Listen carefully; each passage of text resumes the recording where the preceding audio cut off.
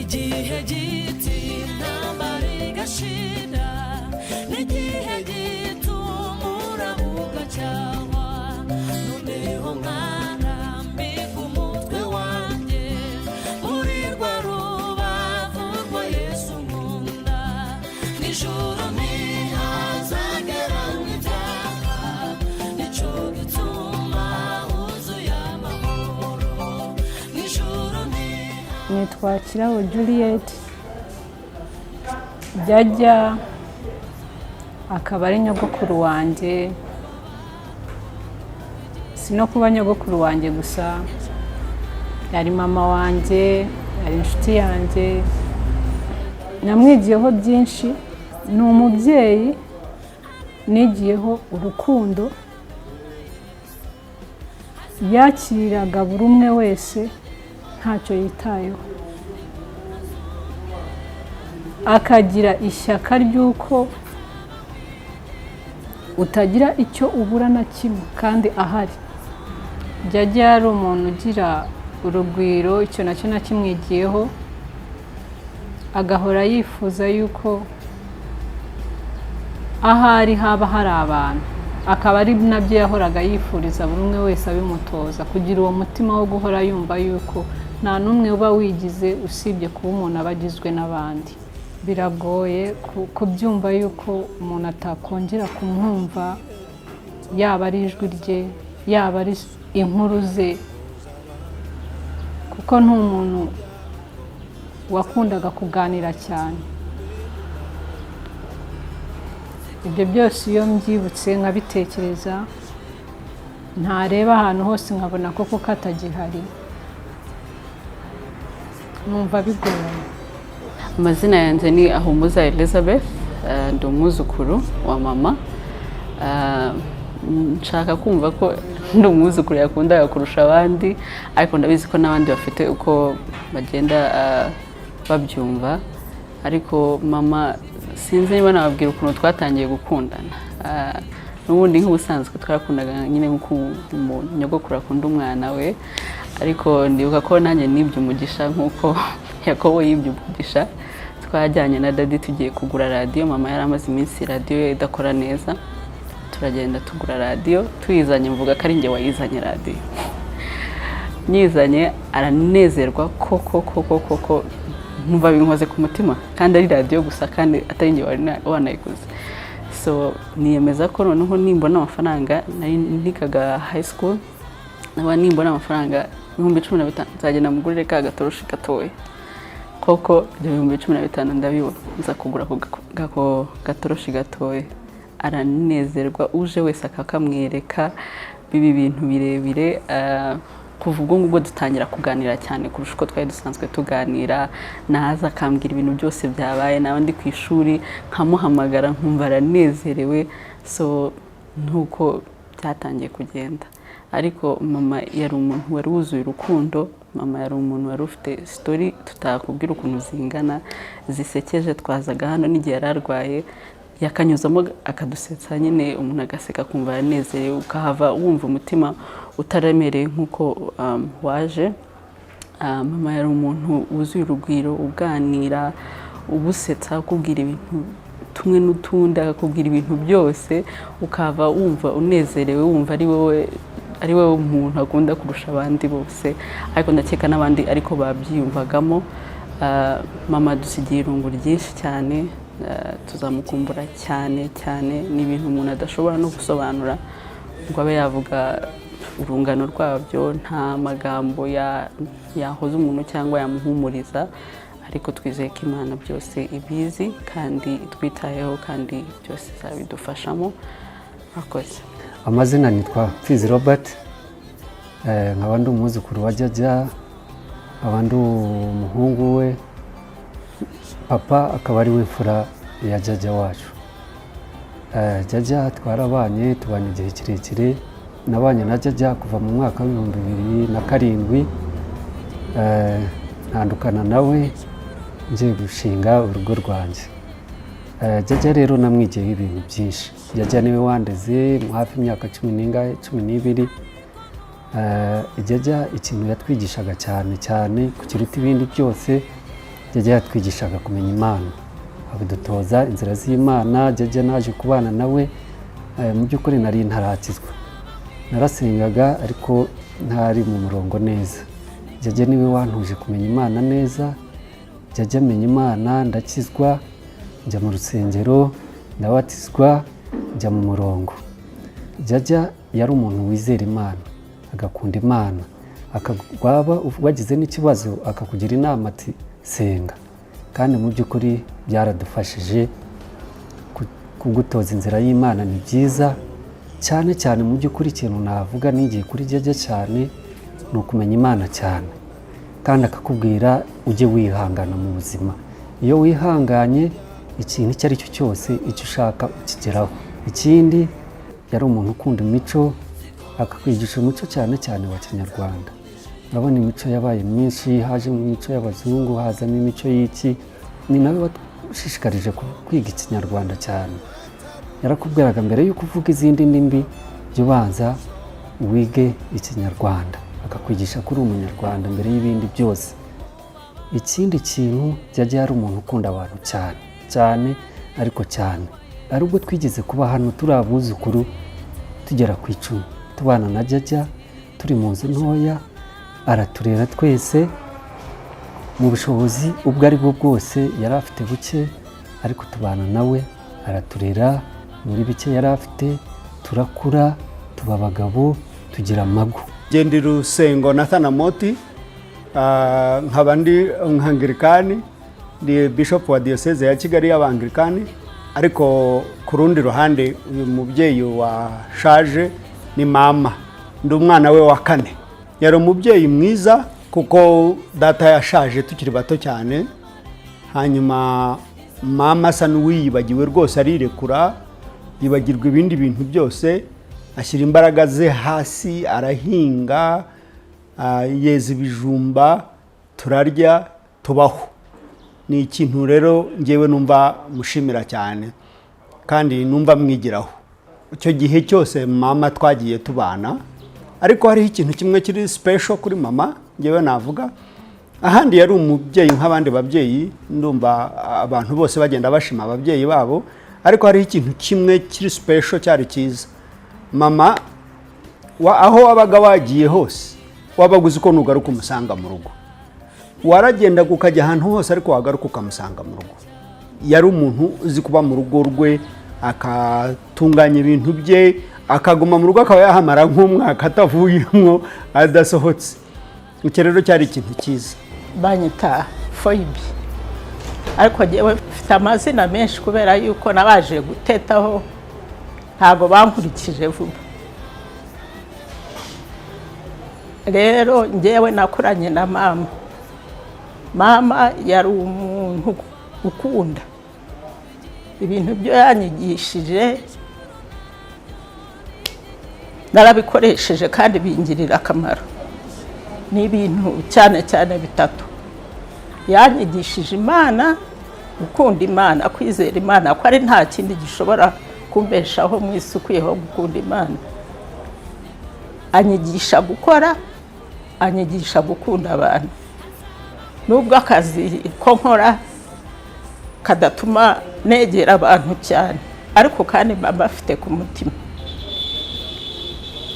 Mama ndamwizeho, yaritondaga, yari umugore witonda, wakira abantu. Yagize ubuzima butoroheje kubera ibintu byose by'abirabura bacamo byinshi, kubyara,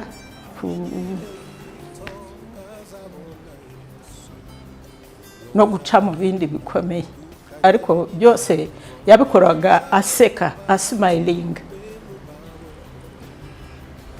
Ubuzima bwe ntabwo yagize ubuzima bubi kuko yahoraga yishimye, yahoraga akunda abantu. Ikindi cyo mukundira, yakundaga umuryango wacu we yarongowemo.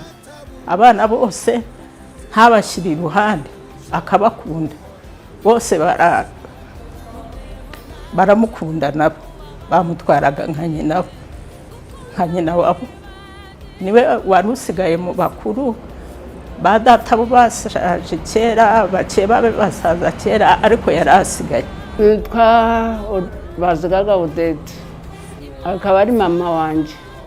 Mama akaba yaranera umubyeyi, nabyara akampemba, narwara akansura, mbe najya mu rugo ngiye iwacu akampa igiseke, kugeza igihe UPS ziye barabirukana bavana mu myanya baza mu settlement muri 7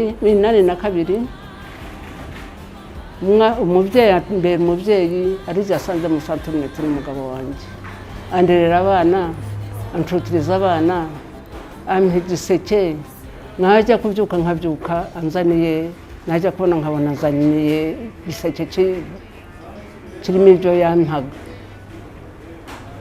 Mama ngiye kugira amahirwe abana bakamukunda, umugabo wanjye akamukunda, ntabwo yigeze agira icyo amburana ku mugabo wanjye. Mama ntabwo nigeze nanjye ngira icyo muburana ngifite. Mama yambere umubyeyi mwiza gusa. Abana banjye niwe wabacutsaga, abana banjye niho babaga, niho bararaga.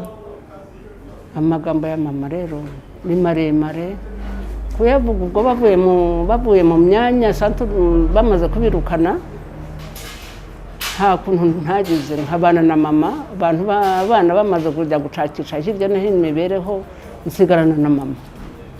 Mama mubera umwana. Mama umugabo wanjye mbe abanyirabukwe koko wuzuye, kandi yari yuzuye koko. Arandera, ndamurera kugeza ejo bundi aho dutahugiye tuza mu Rwanda rwacu. Mama arakomeza arandera, nanjye nkava Kimironko mvuga ngo ngiye iwacu, nkaza nkateta koko. Najya kugenda kandi nzanye ikindi subizayo, akabwira abakozi ati nimukure ibijumba, nimukure nimuzane ibishyimbo. Ese mu rugo ko bihari? Atoya nta mwana ujya iwabo ngo abure kutatwara igiseke. Najya kubona nkabona mpaye inote yaba yangahe, mama nkagenda. Mama rero ejobundi ararwara, nkamusura mu gitondo, nkamusura nimugoroba, kugeza ejobundi igihe yitahiye. Mama natahe, amagambo navuga ya mama ni maremare kuko yambere umubyeyi ntarabona. Ngiye no kugira Imana n'abana be bambera abana beza, bana n'abana be ba Moti, bana ba Muhindakazi, bana n'aba Faibi, bana mbe abana barankunda ndabakunda. Maze bya mama nibyo natahe niho iwacu, nta handi duteze kujya nayo aho ngaho, agenda asuhuza abasanze. Amazina ni Mushambukazi Odette. Mama ni jye mwana we wa kabiri, yatubereye umubyeyi mwiza, yatureze neza, yaduhaye umuco mwiza wo kumenya Imana. Nitwa Saverina Kakigaga, nkaba umwana mukuru muri aba bana bose.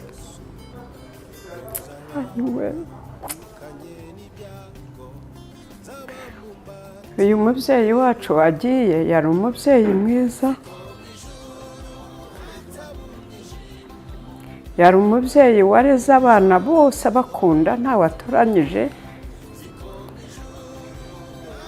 agakunda abana bose kuva ndi muto kugeza naho ndi inkumi mbereye n'umumama, naho banshyingiriye, naho mbyari abana banjye baza akabakunda, nanjye twese mbese akagira imico myiza tukamumwigiraho n'iyo mico myiza. Bibaho kugeza naho nshakiye. Umugabo wanjye yapfuye vuba, yapfuye kare, ariko mbere atarapfa najyaga mu rugo na papa amaze gupfa. Mu gusubirayo kwanjye ntabwo nasubiraga yatampaye igiseke cyo kujya ngo ngende njye kugurira umugabo, mbega icyo ampaye cyose ngende nkimuhe. Ntabwo navaga mu rugo atagize ikintu ngo ampaye igiseke. Kugeza naho abana banjye babereye bakuru bakajya kumusura akabakunda, nabo barabizi. Rero mama yatubereye umubyeyi, nta kundi nigendera, Imana imuhe iruhuko ridashira. nitwa Karenzi Prosperi nk'abandi umwe mu bana benshi ba Sekanyambo. Uyu mubyeyi wacu wagiye n'umwe muri ba mama benshi twagira umugisha wo kugira. Rero mu muco wacu nta nubwo twavugaga ngo uyu ni mama, uyu ni mukadata, ntabyo tuzi. Aho wageraga niho wakoreraga imirimo, niba ari ukurya niba ari gukora imirimo. Uyu mubyeyi rero icyo tumwibukiraho cyane cyane tunamushimira nuko yari umwe watumaga dusabana, kugira ngo n'Imana nicyo yamurindiye kugira ngo umwe muri ba mama twagize benshi aba ari we udusezeyeho nyuma. Tumushimira ko atavanguraga abana, tumushimira ko yakiye imiryango. Urugo ryari ihuriro ry'imiryango yose yacu. Umuntu yavaga i Bugande, umuntu yavaga hehe, abari hanze batandukanye, twese tukamenya ko tugomba guhurira. Iminsi mikuru yagera tukamenya ko tugomba guhurira. Niyo mpamvu bagezaho n'abana kubera kuhisanga bakamwita mama Cyama. Muri ba mama twagize bandi benshi, iryo zina niwe waryubatse. Aha hitwa kwa mama Cyama. Ari uwo yabyaye mu nda ye, ari uwo atabyaye direct, twese tukahagera tukagubwa neza. Uri n'igihombo tugize, ariko tunamushimira ko yaduhaye amasomo meza yo gushyira umuryango hamwe, yo kutavangura, nabyita no gusigara ku rugo neza. Niwe ugiye nyuma, ariko agiye twese dutoje umuco. Yamenyaga umwana mukuru, akamenya muto, akamenya ngo iba ari mukuru kuri uyu nguyu nubwo yaba ataramubyaye mu nda ye, ariko akamenya ati uyu niwe mukuru mu bana banjye bose, niwe ugomba kugira umwanya w'imbere. Nitwa Nora Mbabazi Maria ni Masenge. Ndashimira Imana cyane yamuduhaye nk'umubyeyi wacu. Twabanye nawe tukiri batoya, twagiye kumenya ubwenge dusanga turamuzi nk'umubyeyi wacu. Igihe twamaranye tubanye nawe ni igihe cyiza cyane kuko yatweretse urukundo, yaradukundaga natwe tukamukunda. Rero kubona iyi myaka yose tumaranye nawe ni ukwishimira Imana, ni ugushimira Imana ukuntu igihe cyose kirekire tumaranye nawe, kuko twamwigiyeho byinshi. Yaratwigishije, yaradukunze, yaraduhuguye, yatweretse urukundo cyane cyane, yaraduhuza n'abana be, natwe atwita abana be ntiyadutandukanya n'abo yabyaye. Rero turumva tubishimira Imana cyane kuko yamuduhaye. Mama yatugiriye neza, yaduhaye umuryango munini. Umuryango we wabaye umuryango wacu. Aho yashatse ntabwo yadutandukanyije nabo.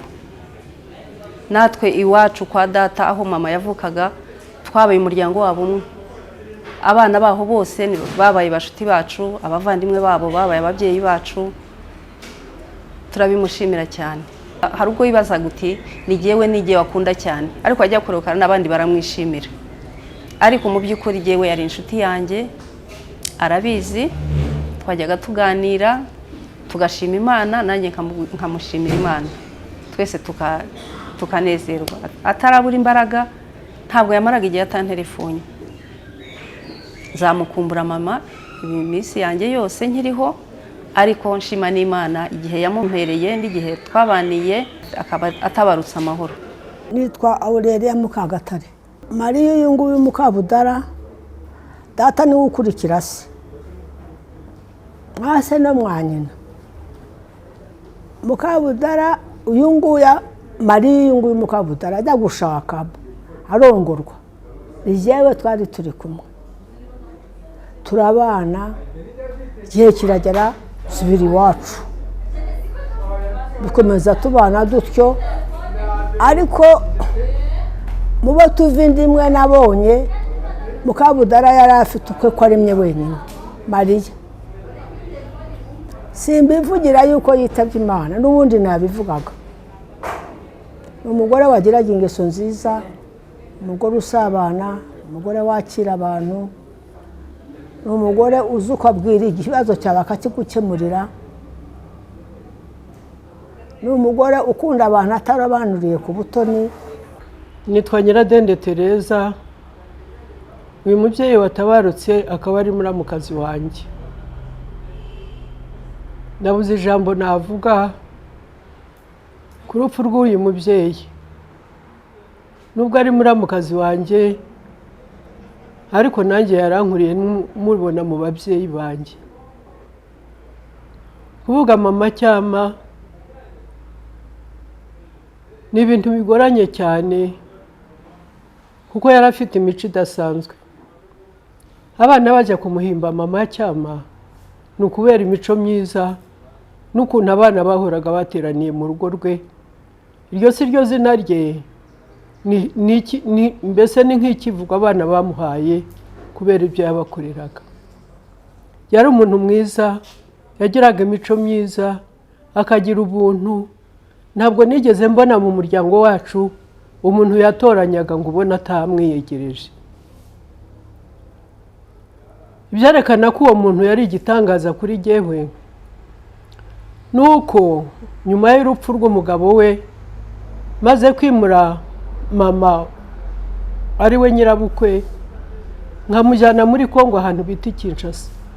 Mu mwaka ukurikiyeho nataye mama Kinshasa, musigira abana n'abakozi, ariko njya kureba mama Cyama, ari we twita mu izina rye risanzwe ni Mukabudara.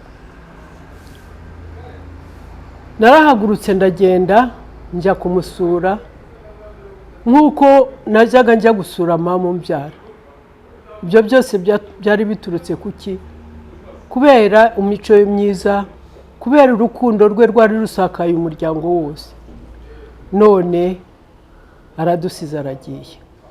Turababaye, nk'uko ababuze uwabo basigarana agahinda. Ariko ikidushimishije ni uko tumuherekeje, tukamuherekeza nk'umubyeyi, tukamuherekeza nk'umuvandimwe.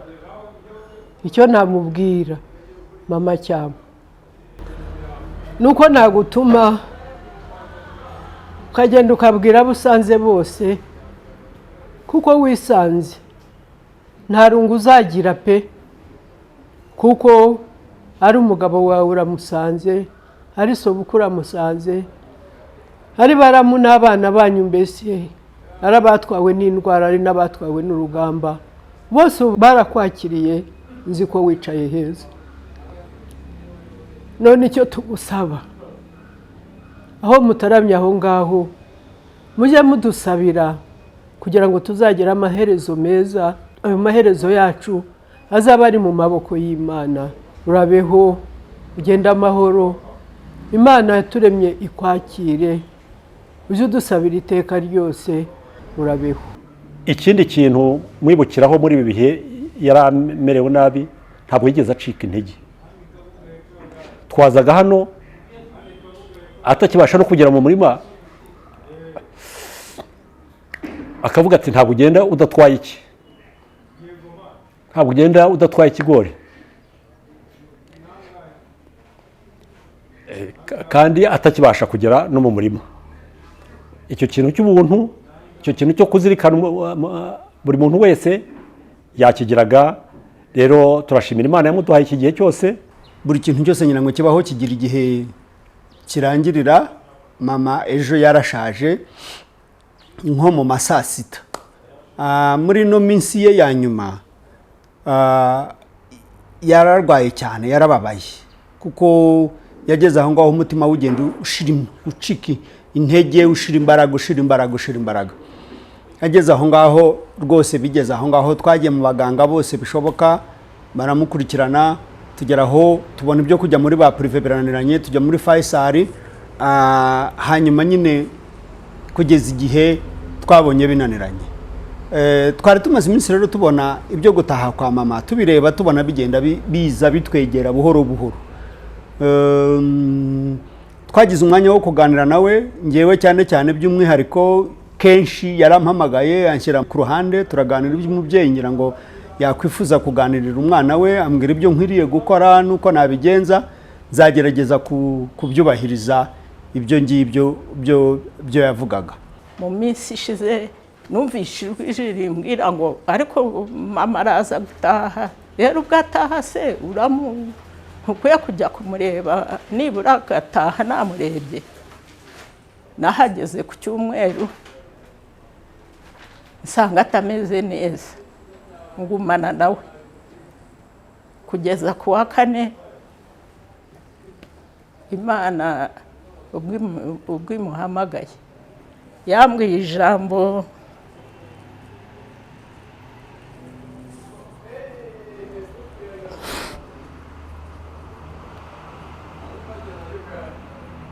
yarambwiye rero ati mwana wanjye zari nka nijoro,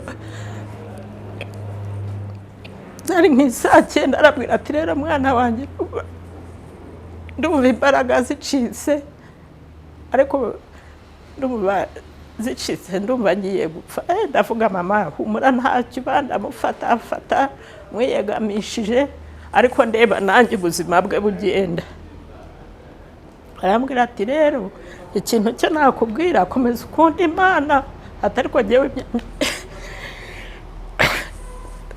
ibyanjye birashize. Tuguma hamwe, ikintu kikamukubita nkamufata, ariko bagenzi banjye nabo bagumye hafi, bahamagaye barihuta baraza. Hari abantu benshi babanye na mama muri iyi minsi ye ya nyuma, numva nashimira.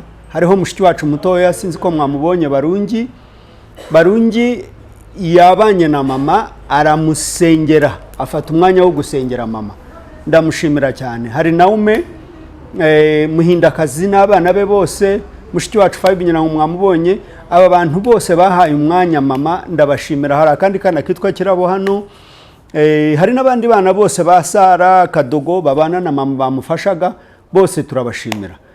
Ndashimira n'umugore wanjye Esther yagaragaje imbaraga zikomeye cyane, kuko kuvana twashyingiranwa ngira ngo nsa n'umuntu wari ufite mama hafi buri kanya, buri kintu cyose ndifaringa kuri mama njya kumureba. Bajya bambwira ko abandi bagore bafuhira ba nyirabukwe ariko umugore wanjye yabaye intwari, ntabwo yafuhiye nyirabukwe. Ndabimushimira cyane. Rero ndashimira abantu bose mu by'ukuri, inshuti zacu, abavandimwe, mukuru wacu Karenzi, Batenyi, abo tuvindimwe bose, imiryango yacu yose ndayishimira ukuntu bitaye kuri mama, haba muri ibi bihe, haba n'ibihe bya mbere. Ndabashimira cyane, murakoze. Dushimira n'imiryango yose yacu yatwaye hafi muri iyi minsi. Dushimira abana be, cyane cyane Bishop Amoti, muri iki gihe cyo kurwara kwe ntabwo yigeze aruhuka. Iyo dushima Bishop na Esther we mama Bishop, turamushimira cyane. Buriya atabigiramo uruhare na Bishop Amoti byarakumunanira. Rero tuboneyeho no gushimira abatubaye hafi, abakirisitu bo muri Anglikani bose, abaturage ba Kabuga n'imiryango yacu itandukanye. Imana ikomeze kubaho umugisha. Mboneyeho no gushimira imiryango y'abantu twaturanye mu bice bitandukanye za Kazinga. Hari family bita family of integrity, bahogora batwihanganisha, tukaba tuzi yuko baturi inyuma, turimo gufatanya nabo muri bihe turimo. Turabashimiye rero mwese imiryango yacu, turabashimiye abavandimwe. Iki cyuho Mubyeyi wacu adusigiye, tuzagerageza twese duharanire ku kiziba. Imana ishimwe cyane.